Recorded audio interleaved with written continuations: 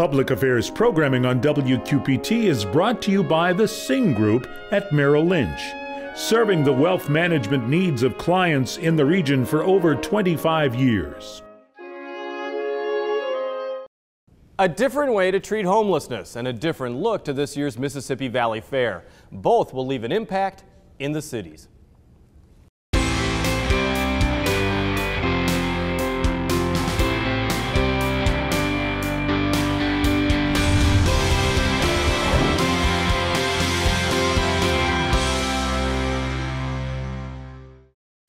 The Salvation Army has had a homeless shelter for years in the Quad Cities. In fact, the Davenport Salvation Army headquarters and housing complex is affectionately called the Sally. But the group says it wants to make a major transition in how it helps families and homeless individuals find the shelter they need. And joining us is Major Scott Shelbourne from the Salvation Army of the Quad Cities. You now are going through a transition as far as your home is concerned. What sparked this? Why are you taking a different approach, a different tact towards homelessness in the Quad Cities? Well, nationwide, the Salvation Army has been reassessing how we deal with homeless populations and how we can help people overcome the barriers that are creating the homelessness in their lives. And one of the most effective ways for us to do that is switch from waiting till they fall through the cracks and get evicted to start engaging folks a lot earlier in the process of helping them maintain the house that they're currently in. Once people get evicted, it's really hard to get them placed back into a house that they could call home for an appreciable amount of time. So it's much more effective with donors' dollars, but also with our case management services and for the families, if we can keep them in the house that they're currently in and then help them along the way with case management and other kinds of training and character building kind of thing for adults, you know, teaching them how to cook food properly, really maintain their house well, so that long term they can stay in that dwelling. It's very great for the kids. They don't have to switch schools, get displaced and things like that. So this is really a more effective way to help families long term.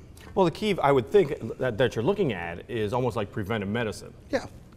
But that's easier said than done because people do fall through the cracks. People do need that emergency assistance.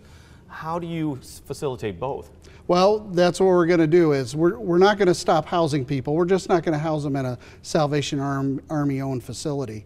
We're going to be working with local landlords to effectively place people in homes. One of the things that we're finding out is that landlords, as long as there's an agency like the Salvation Army that's coming alongside a family and doing intensive case management with them, that they're more likely to help these families get placed in one of their houses that they own or an apartment or something like that. When you talk about case management, what does that entail? Because I mean, it's not just opening a door, letting people live inside a house. There's so much more. Yeah, everybody that comes to Salvation Army will have the opportunity to engage in our Pathway of Hope program, which is a very intensive case management, where a case manager sit down with the family and make a series of goals with them. A lot of them are financial. What we really find out with our case management is that if most families had $1,000 or $2,000 in savings in the bank, that a lot of the hiccups that are causing homelessness or displacement in their lives could be averted.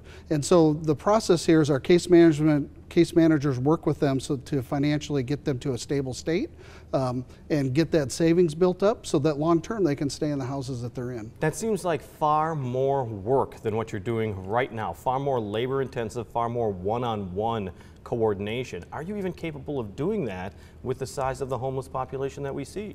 Well, of course we can't serve everybody, but those that we are serving, we're going to do our best and do the most good in their lives. Part of the Pathway of Hope case management program isn't only Salvation Army services. Our case managers become like a hub to all the other agencies in the area and really help invest in these families' lives. So as we make this switch, it's not as much about the Salvation Army moving towards preventing homelessness. It's really about pulling all the agencies that have resources in town to engage a family so that in the Quad Cities, when we engage a family in this kind of process and this kind of case management, we're helping them for the long term, not just the short haul. Well, and then the other question would be that the Salvation Army already has people that you have been housing. What happens to them? How do you facilitate them moving forward? Very similar to the same style of case management and such that we're doing right now. So right now we're transitioning from having people in our homeless shelter and our transitional housing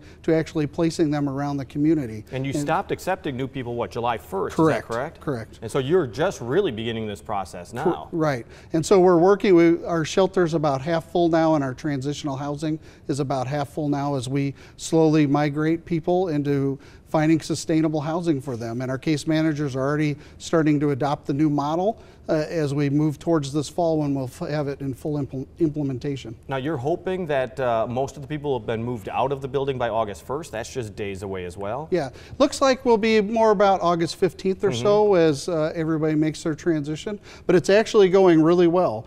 We've only had one individual and one family that actually moved to another shelter.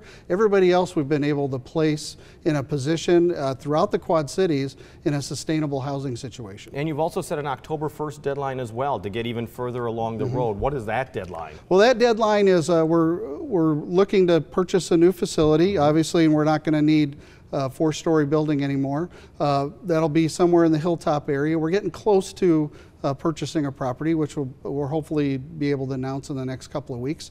But that will house the main function of our case management services, and our case managers will also be functioning out of the Davenport Core out on West Central Park and also at the Moline Core over in Moline. So we'll be able to expand our case management as we move towards rapid rehousing and preventing homelessness. And our case managers will be throughout the Quad Cities starting October 1st to make all of that happen. Well, you're so well known for the bell ringing campaign in the Christmas season, and you've set lofty goals that haven't always been met. Is that part of the reason why some of this is happening, is that you're trying to find a different financial model to make the Salvation Army thrive? That's a small part of it, but the real impetus behind all this is we want to really effectively help families. As we see people go in and out of the shelters, and if you talk to long-term staff who've worked at shelters, you'll see the families kind of transition out of them and come back in. And there's kind of a cycle of poverty that we really want to get right into the mix of and stop, and give these people hope for the future and really move them forward and give them a safety net so that as little hiccups come into their lives that they can overcome them and stay in their house. Yeah, just to paraphrase, instead of giving them fish, you're teaching them how to fish. That's right. And how important is that? I mean, have you seen positive results so far? I know part of the program's just started, obviously. But has this worked in other communities that the Salvation Army has implemented? Yeah, it's helped all across the nation. Specifically, just recently in Chicago, they started implementing this model, and it's helped a whole lot of families. And a lot of major cities throughout the Midwest, this is happening. And these kind of changes are happening because long term, the Salvation Army really wants to get involved in these families in a positive way, bring other agencies along with us so that we are effectively helping them stay out of this cycle of going in and out of shelters and hiccups financially in their lives. We always talk about finances, but I mean also there's homes for last resort for women who are in trouble or for families that are in trouble. And there are a number of agencies, as you pointed out, and a number of homes that are available in the Quad City area. Is it an underlying fact that the homelessness problem is sometimes we look away from it and that it's bigger than we realize, or now that the economy is getting better, is the homeless situation getting better? Well, one of the big things about the Quad Cities, it's very expensive to live here. Apartment rents are quite high, even for an individual. And people who are living at the poverty line or have a marginal financial income, they really find it hard to exist, and they're paying a very large proportion of their income for housing. And so when we look at homelessness, there's a lot of people that are going in and out of it. There's some people that exist on the street.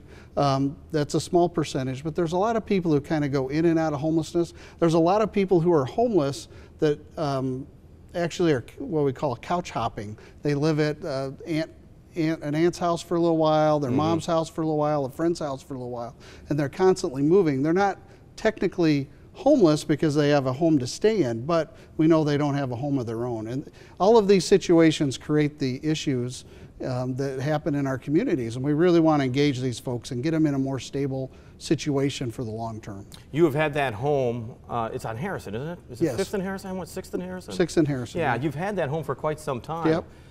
How important was that building to the Salvation Army? Well, it was very important to the Salvation Army. And at that time, it was a great way for us to engage a lot of the people in our community to help them out in a very stable way.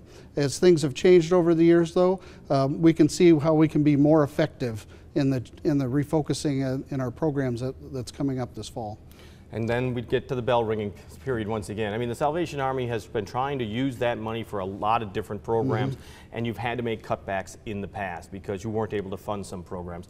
How are you doing financially right now, and are there some programs that you hope to reinstate as soon as possible, or at least reposition so that they're still available? Well, that's what's happening this fall is we're repositioning. We are, because we're not in the large facility, there's some staff that we're laying off actually just because we don't need the front desk coverage 24/7 like we have in the past, since people will be placed throughout the community. So there's 5 people that are getting laid off from our facility, most of them part-time, but a couple of them full-time.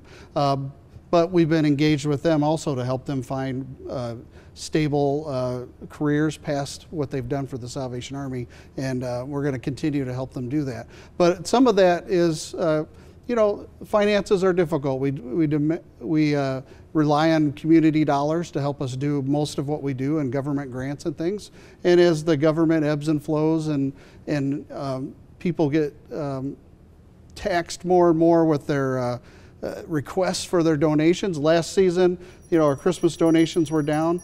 It wasn't about the Salvation Army, it was about all the hurricanes that hit our country, and people were still giving to the Salvation Army, but they gave toward the hurricane relief, which unfortunately helped or hurt us a little bit in our Christmas campaign.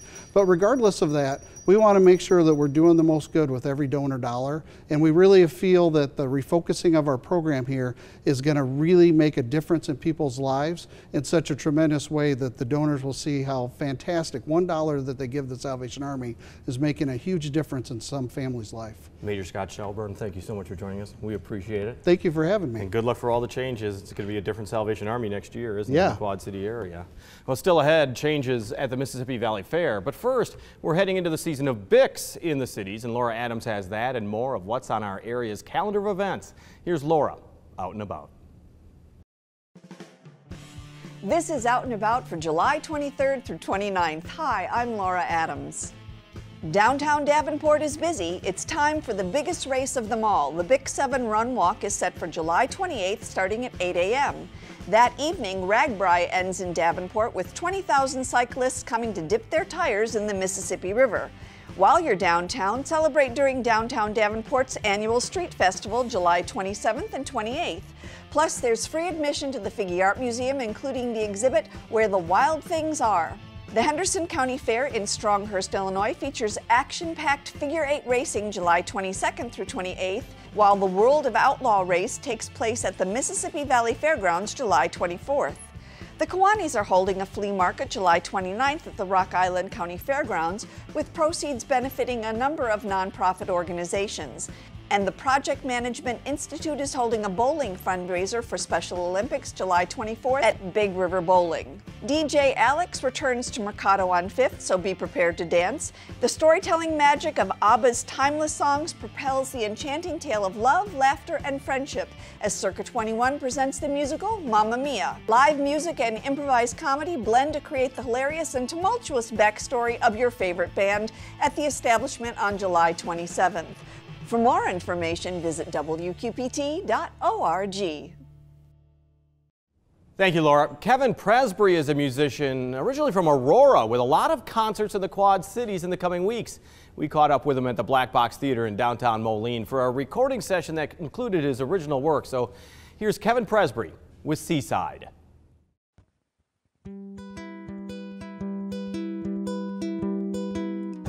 Meet me down by the seaside. We can holler at the moonrise. Watch as the tide strolls in. Or maybe it's our time.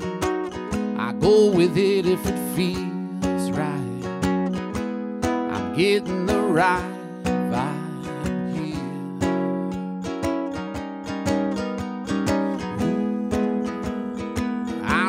Right by you when you're right by me. Well, let's get carried away. Well, if our state of mind, well, it's the place to be. Well, oh goodness gracious, I wanna see where this takes us, wherever the sky meets the sea. We could follow the trade winds and go get lost in the islands. We'll go and set our inhibitions free.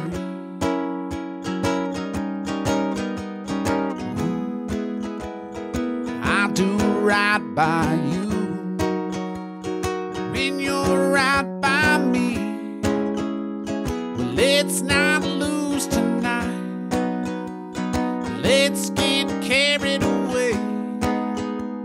We'll lift our state of mind. Well, it's the place to be.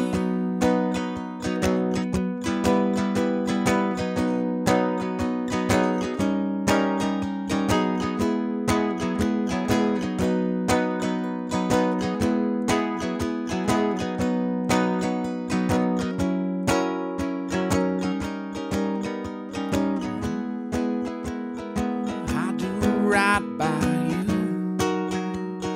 when you're right by me. Well, let's not lose tonight. Let's get carried away. We'll lift our state of mind. Well, it's the place to be. Well, it's the place to be. Well, it's the place to be.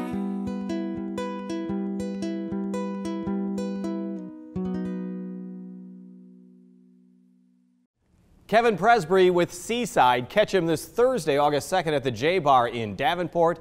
Then he's at the River Music Experience and the Mississippi River Distilling in LeClaire in the days after. Well, let's talk about entertainment on the grandstand. The Mississippi Valley Fair kicks off Tuesday with concerts all week, but this year's a little different. A different vibe is being seen in West Davenport. And joining us is Sean Loader, the general manager of the 99th annual Great Mississippi Valley Fair. So close, it's like watching the odometer. I so know. close. Almost to 100, yeah. This is your second year. What'd you learn last year?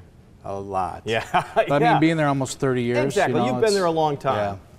Long time since I was 13. When I started there, so. But I mean, as you know, the grand poobah, as the guy running things, I mean, that's a big deal last year to get that under your belt. Yeah, I mean, it was a lot of work, but I mean, I have a really good team there, a lot of good employees, volunteers, just make everything come together great. Listening to the radio ads, you keep saying you're more than just country. Yeah, actually this year we had, Sublime with Rome, they're like a reggae type rock, and then Theory of a Dead Man's a rock band, so something different this year. Why did you decide maybe just one fewer country concerts? Because let's be honest, the country concerts are your bread and butter in so many ways. They are, but there's still that rock group out there that, you know, about 50-50, so that's why I thought I'd change it up a little bit. What's been the response so far? I mean, how are ticket sales? Really good. We're up quite a bit from last year, so that's a good sign. That is kind of interesting that you got a reggae rock band. Yeah. And all, you know, because we've got a lot of things that go on in the district that also are reggae, and it seems to really catch on. I mean, this area does love the music. Oh, I think so. Yeah, they get a good crowd in attendance at these type of functions. I've heard of Sublime. Theory of a Dead Man, I'm not so familiar with. I mean, how do you find these groups? Well, that's the struggle. You know, I went through so many bands trying to get in. They're pretty much the last one on the list that I got to choose from. So I think they'll be good. Do a lot of rock, because country musicians really thrive in the county fair circuit and the state fair circuit. I mean, you can't go to a county or a state fair without seeing some of these big name country acts. Are the other acts more difficult to get during the summertime, or is it even easier? Not really. Actually, the big ones are hard to get, and plus the price of them. I mean, the price of bands have just gone up. I mean, a good country act is $500,000 to $1 million just to get for one night. I don't think people realize that, because I'm sure when you walk down the street, people say, "Wait, why don't you get A, B, or C?" Yeah, they think they're 50,000 or whatever, but no, they're $500,000 on up. That's amazing. Yeah. And so do you break even with? You have to break even with the concerts, don't you? We do. I mean, we don't make a lot of money on the fun carts, but we make it on our food sales, beer sales, stuff like that. So when you're trying to book a concert at the Mississippi Valley Fair, what are you looking for? I mean, I know affordability, but I mean, what type of act to keep in the budget, because we like to keep our fun card, price reasonable. But yeah, just look what bands that people really like to see, and that's what we throw out there. And you hope you throw that wish list out there, hope to get them. But it's a struggle to see if they're in that area or if they want to play a fair. A lot of bands don't play festivals or fairs. They'll play the indoor venues. I was going to say, a lot of people don't like outdoor venues because you got a moth and you might have bad acoustics and everything can go bad, and weather. And that's just it. And then as I'm booking, it's easy to line up Tuesday, Wednesday, Thursday, but when you get down to that last day to book, it's really hard to find a band. To fill easier Tuesday, Wednesday, and Thursday because they're at the bigger venues on the weekends. That makes it easier? Yeah, so it's really hard to get to fill in that Friday and Saturday. Toby Keith, that's a big name. Yeah, he's going to be good. Is that going to be good? Oh, yeah. You also have Chris Young, Billy Currington, and Justin Moore. That's kind of the core of your country. Mm-hmm. And I tell you, the last few years, and a lot of people, not everyone comes on Sunday night, but Justin Moore, he'll put on a good show. So even last year when I had, I'm trying to think what I had last year on the last one, but he put on a really good show. I was going to say, some of your Sunday concerts have been really good. I mean, you talked to people on Monday, and where were they? They were at the fair and they had a great time. Yeah. They had to leave early, but they had to go to work. World of Outlaws, tell me a little bit about that. Yeah, last night, it's probably been 11 years since we've had them, and last night it was probably 4,000 people we had. I mean, it was just a packed house. How big of a deal is that type of an event? It is. It's really hard to get them because you have to get them. Like normally, I don't book anything this close to the fair, but they're like, "This is the only date we have this year. We're coming through to another spot," and I'm like, "All right, we'll take you." So it is hard to get them, the big boys, in there to race. Well, we've been talking about some of the talent and some of the events that are at the fair, but let's talk about some of the structures. Last year, you had the beginning of a big building project. I mean, you really cleaned up the facade. You really made the entryway something to be proud of once again. Oh, yes. Now you're fixing up further into the fairgrounds and perhaps the most important building on the grounds. Yeah, the grandstand. Well, like next year, it's going to be 100 years old. So after we did the towers, looked so great, we're like, well, let's do the grandstand. So we're re-bricking the whole thing and painting it and really making it look nice. What's the key to that? I mean, that's a big expense. I mean, where's the payoff? It's just the overlooks of the building. I mean, that's kind of the key thing when you come on the fairgrounds. I mean, that's like the biggest building on the fairgrounds. Right. So, you want to definitely make that look nice. And a lot of people notice that, for sure. How many people can you seat in the grandstand? 5,500 is seating. 5,500? 5,500 seating, and then a few thousand there standing. You go. Okay. And then, of course, I have the whole track, so that fits about 15,000 plus. That's what I was thinking. I mean, when you said 55, I mean, what's the biggest concert has been in the 30s, isn't it, or not? Almost 30, yeah, for Alabama, back in _97 when they played 2 nights. That's a huge influx of people. Oh, yeah. And almost too many. I mean, you get it. It could be, yeah. But also the weather is such a big deal. I mean, you're on whether it's nice or not. How bad does that, when weather's kind of bad, how bad do you suffer from that? It's, especially with the heat, it kind of keeps the people away from the day. But like this year, I mean, I look at the overlook weather, I mean, it's going to be gorgeous. And like last year, I mean, it was chilly. I mean, it was chilly. On a couple few nights, yeah. So that kind of hurts a little bit too, people not used to that and want to stay away. Or a lot of people wait till the last minute to buy their fun card because they want to see what the weather's going to be like. Yeah, I think you're right. Yeah. Well, let's talk a little bit about some of the things that you started last year. I mean, the corn dog eating contest was something I had fun watching.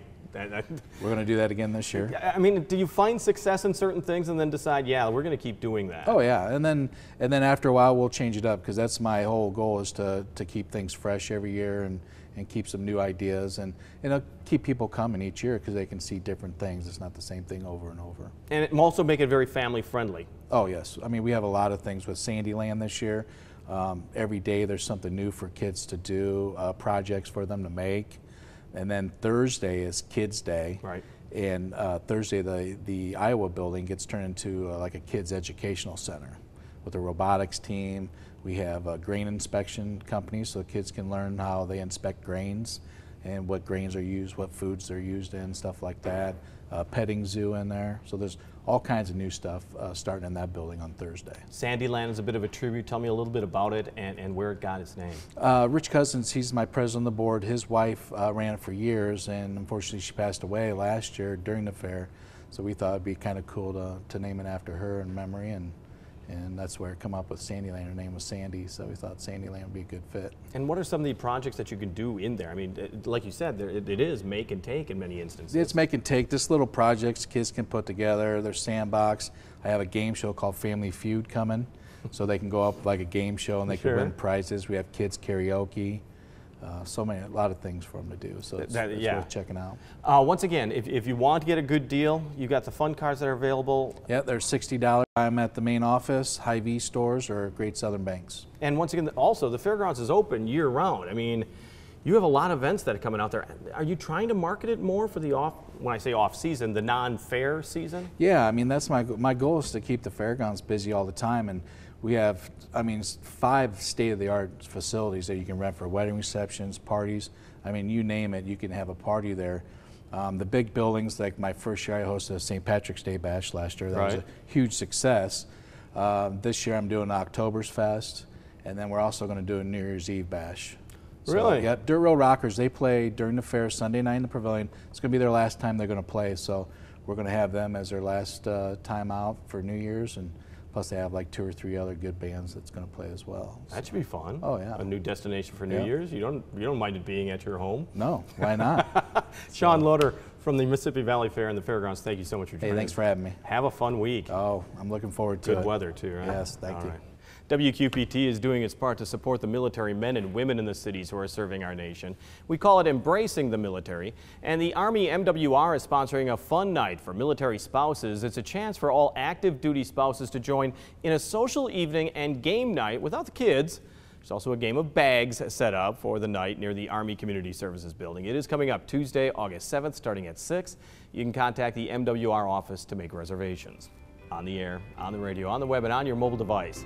Thanks for taking some time to join us as we talk about the issues on the cities.